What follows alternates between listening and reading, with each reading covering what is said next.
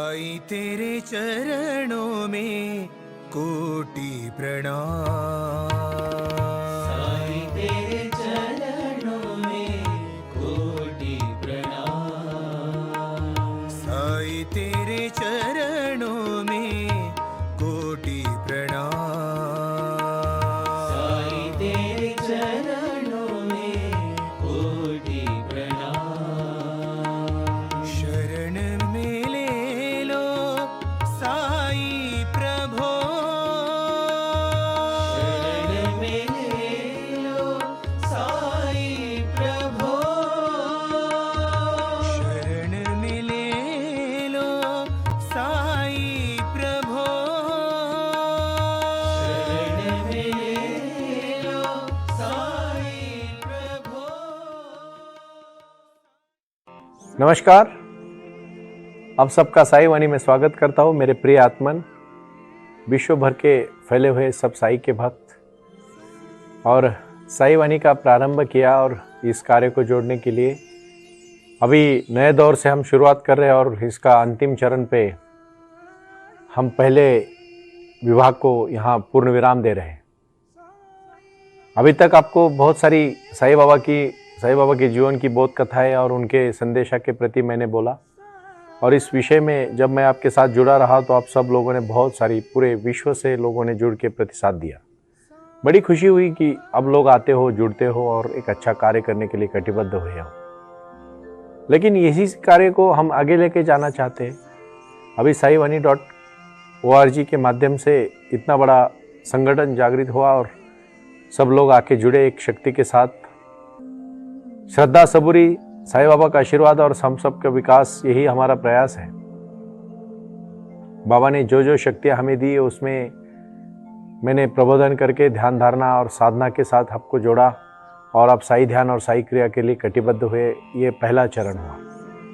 अभी मैं आप सबके साथ कुछ निजी तौर पर कुछ बातें करना चाहता हूँ, जो बातें बहुत महत्वपूर्ण हैं और एक संकल्प वाली बातें हैं।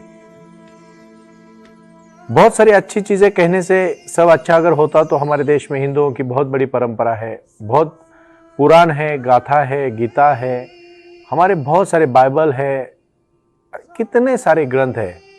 लोग पढ़ते हैं लेकिन उसको अपने जीवन में आत्मसात और उसको व्यवहार में, अमल में नहीं लाना चाहते। मैं थोड़ा सा उल्टा कहना चाहता हूँ। जब आपको प्यास लगे तब आप कुआं खोदने मत जाओ। अगर आप अपने जीवन को एक दिशा के तौर पर लेके जाना चाहते हो तो सबसे पहले आप ठीक से समझो कि साई वाणी को सुनो और उसके साथ ध्यान और धारणा के साथ अपने जीवन में साई ध्यान करके बदलाव लाओ, लेकिन उसी के साथ अपना कर्म को चुनो। और मैं इन्हीं 3-4 चीज़ों के ऊपर क्यों बार बार बोलना चाहता हूँ, क्योंकि यही तो जीवन है।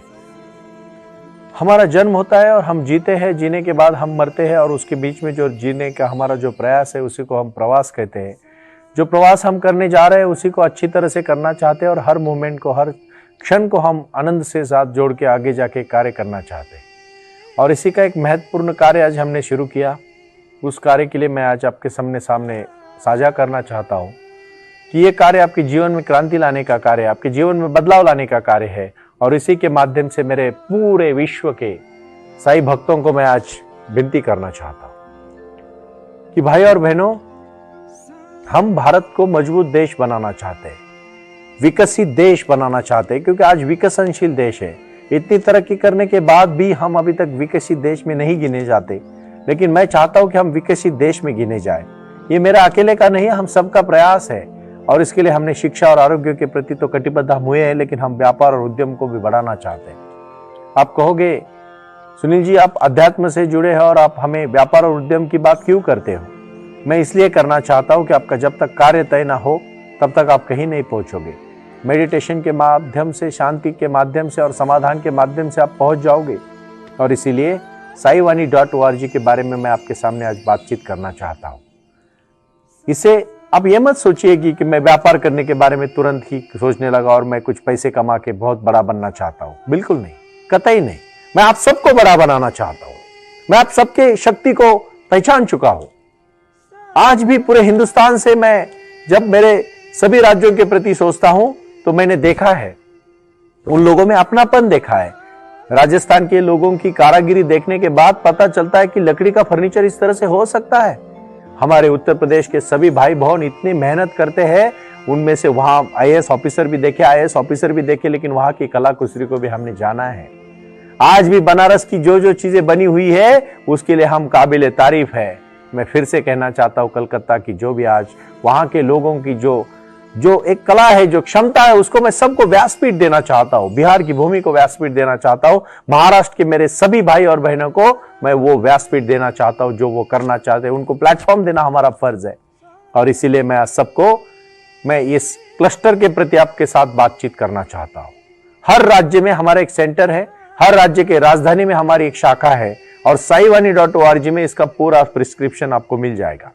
लेकिन उसके पहले आप मेरे से अब जुड़ रहे हो, मैं आज एक अगला कदम डालने जा रहा हूं। जीवन में क्रांति होगी अध्यात्म के साथ, ध्यान के साथ, व्यापार के साथ, लक्ष्य के साथ, कर्म के साथ। और इन्हीं 5 चीजों के लिए हमने अन्न, वस्त्र, निवार, आरोग्य और शिक्षा, अन्न, रोटी, कपड़ा, मकान, आरोग्य और शिक्षा को लेके हमने जीवन में बदलाव लाने का सोचा। रोटी, कपड़ा, मकान तो हमारी निजी जरूरतें हैं। हर एक बंदा, हर एक बंदी अपने जीवन से जुड़ा है। लेकिन भारत भूमि की स्वदेशी का नारा मैंने इसलिए दिया क्योंकि आजाद होने के पहले भी हमारा देश सोने की चिड़िया था। हमें फिर से वो वस्तु विनिमयता पद्धति को लाना पड़ेगा। बाहर की कंपनी आके यहाँ राज कर रही है। मैं चाहता हूं अपने ऊपर राज करेंगे तो अच्छा रहेगा, लेकिन उसके लिए हमें एक बात सोचनी पड़ेगी, थोड़ा सा आध्यात्म की तौर जाना पड़ेगा।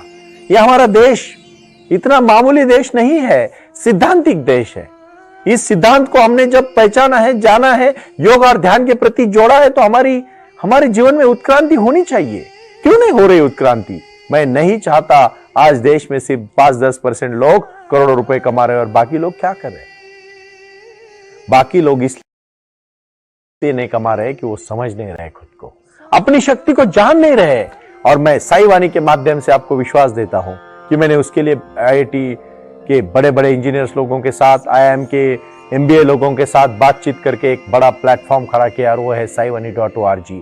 हमारे हजारों इंजीनियर आप उसके लिए काम कर रहे हैं और वो सब इंजीनियर लोगों ने मेहनत करके जो प्लेटफॉर्म आपके लिए दिया है उसका इस्तेमाल करना है और आपके जीवन में तरक्की लानी है। क्योंकि ये मेरा प्रयास है, साईं बाबा ने दी हुई मुझे शक्ति है कि आपके जीवन में आपका जीवन का स्तर उठाए, आपके जीवन की क्रांति उठाए और आपके जीवन में वो बदलाव लाने का मैं प्रयास कर रहा हूं। उसका कार्य कैसा चलेगा तो आपको अगले विस्तार से मैं समझाऊंगा, लेकिन आज मैं महत्वपूर्ण बात आपके साथ करना चाहता हूं और वो महत्वपूर्ण बात है साईवानी.org।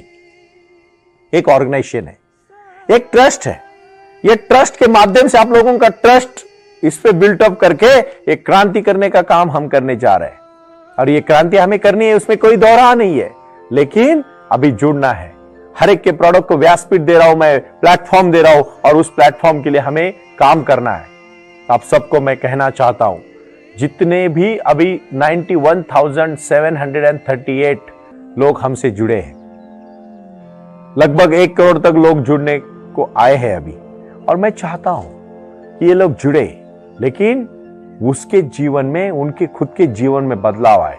अपना अनुभव वो दूसरों के साथ साझा करे और वो कार्य के साथ देखता रह जाए। मैं चाहता हूं आपके जीवन में कल अपना दोस्त कहेगा कि यार तू तो बदल गया। कैसे बदल गया? क्योंकि उसके हाथ में काम मिला।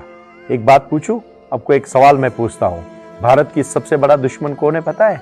कोई दूसरा देश नहीं है, गरीबी सबसे बड़ा दुश्मन है। क्योंकि गरीबी के कारण ही लोग गुनहगार बन रहे, गरीबी के कारण ही लोग शिक्षा नहीं ले पा रहे, गरीबी के कारण ही लोग हेल्थ के लिए नहीं ध्यान दे रहे।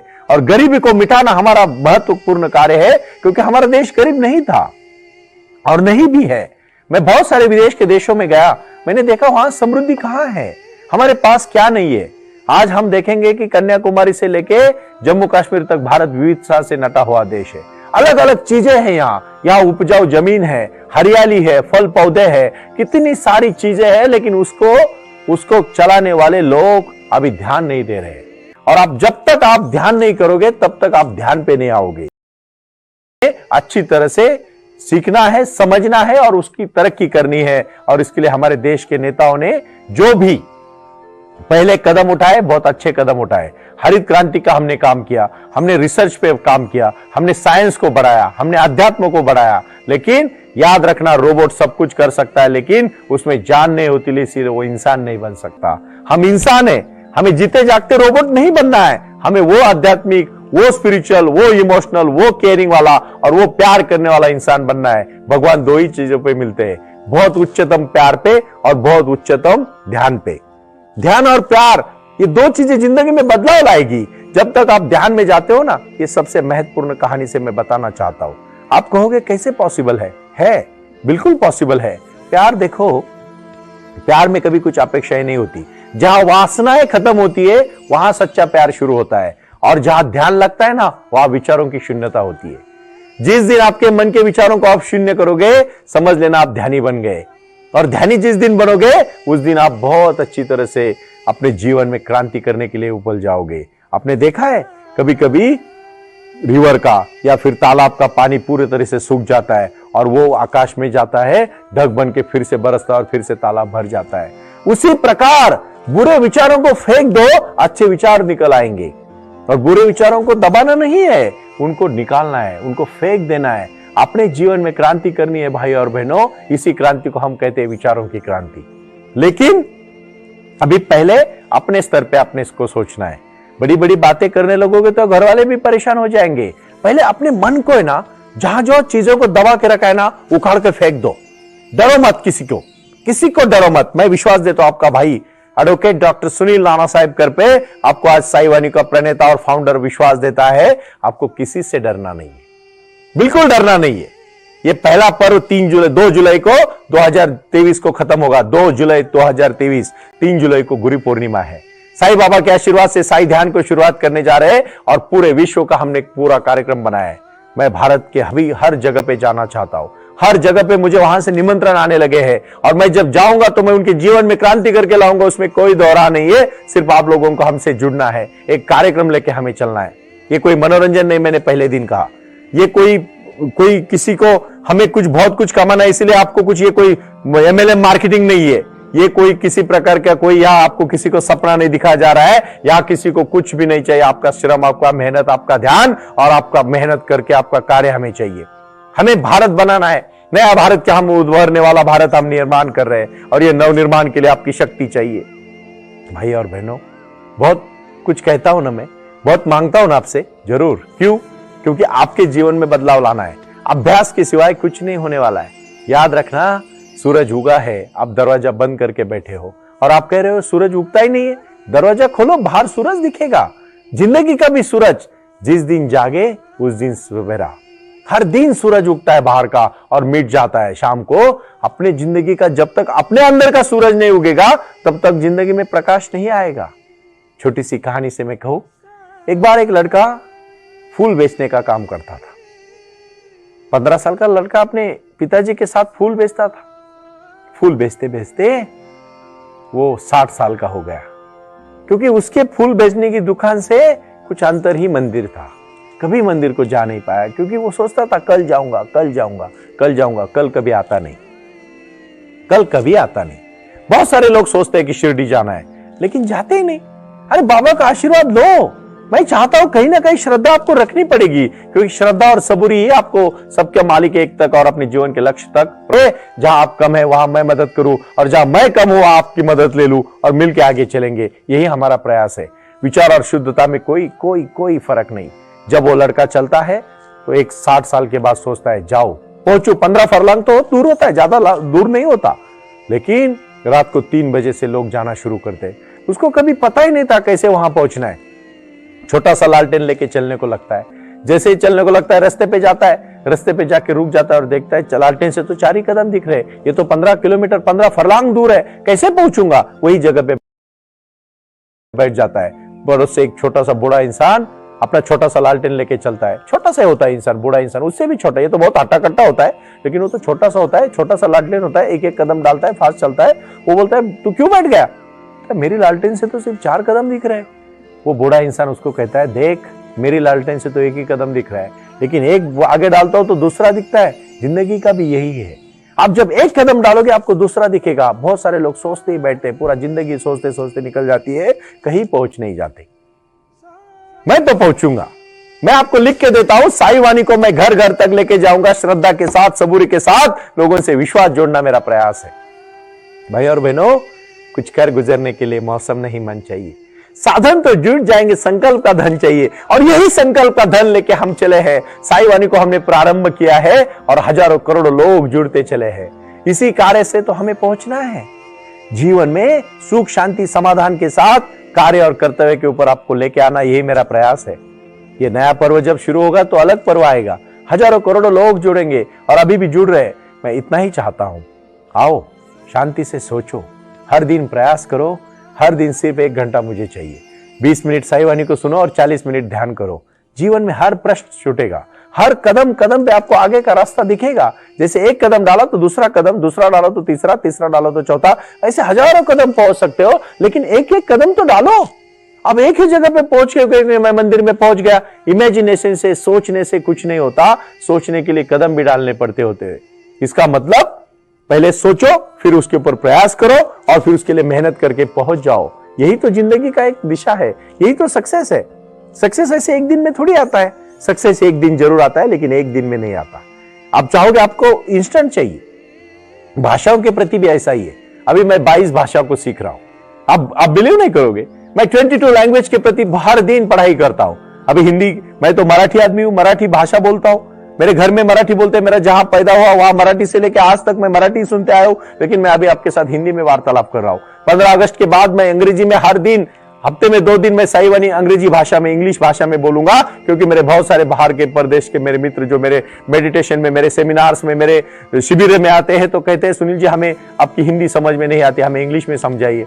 वो जरूर मैं आज भी इंग्लिश में बात कर सकता हूं, लेकिन मैं इतना ही चाहता हूं कि मैं 15 अगस्त के बाद उन लोगों के साथ बातचीत मैं अंग्रेजी में करूंगा, क्योंकि ये बहुत महत्वपूर्ण है। भाषा एक साधन है जोड़ने का। आज मुझे आप इसलिए समझ सकते हो क्योंकि आप हिंदी समझ सकते हो। भाई और बहनों, उसी विचारधारा को, उसी प्रेम को, उसी शक्ति को साईं बाबा के आशीर्वाद से जोड़ना है।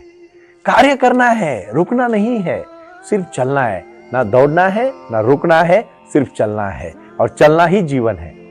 मुझे बड़ी खुशी होती है आप जब जुड़ते हो हमसे, साई ध्यान करते हो, और मुझे वही लोग पसंद है जो कुछ कार्य कर रहे हैं। मुझे वही लोग पसंद है जो कुछ करना चाहते हैं, और मुझे वही लोग पसंद है जो जीवन में क्रांति लाना चाहते हैं। मनोरंजन के लिए साई वाणी नहीं है, लेकिन साई वाणी में जीवन में बदलाव लाने के लिए जरूर है। मैं आस्था भजन और आस्था का शुक्रगुजार हूं। उन्होंने मेरे जैसे इस मामूली इंसान को ये प्लेटफॉर्म दिया, ये आपने मुझे सुनने का मौका दिया। मैं पूरे विश्व के मेरे सभी साई भक्तों को प्रणाम करूंगा और साई वाणी को जुड़ने का मैं आग्रह करूंगा। यही मेरी इच्छा है। प्रणाम।